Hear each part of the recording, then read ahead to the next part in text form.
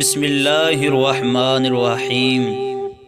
میری طرف سے میرے تمام دیکھنے اور سننے والوں کو السلام علیکم۔ دوستو، ایک روز حضرت علی چھوارے بیچنے والے کے بازار سے گزر رہے تھے کہ آپ نے ایک لونڈی کو روتے ہوئے دیکھا۔ آپ نے رک کر اس سے پوچھا، کیا بات ہے، کیوں رو رہی ہو؟ لونڈی نے روتے ہوئے جواب دیا، میرے مالک نے مجھ سے 1 درہم کے چھوارے منگوائے تھے۔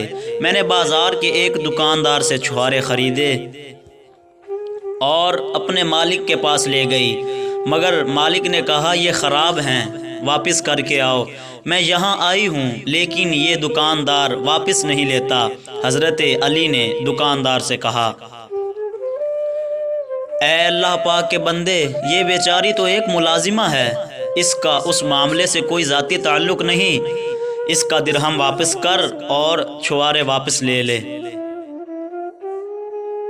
وہ دکاندار حضرت علی کو پہچانتا نہیں تھا، اس لیے لڑنے مرنے پر تیار ہو گیا۔ شور سن کر لوگ ادھر ادھر سے آ گئے اور کہنے لگے، او بد نصیب، کیا کر رہا ہے، یہ امیر المؤمنین ہیں۔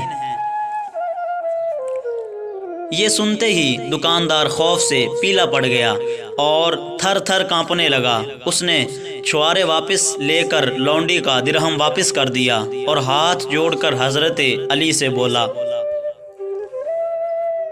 اے امیر المؤمنین، مجھے معاف کر دیجئے، جو کچھ ہوا میری لا علمی کی وجہ سے ہوا، کیا آپ مجھ سے راضی ہیں؟ حضرت علی نے کمال شفقت سے فرمایا، میں تو اسے راضی ہوں گا جب تم اپنے حال کی اصلاح کرے گا۔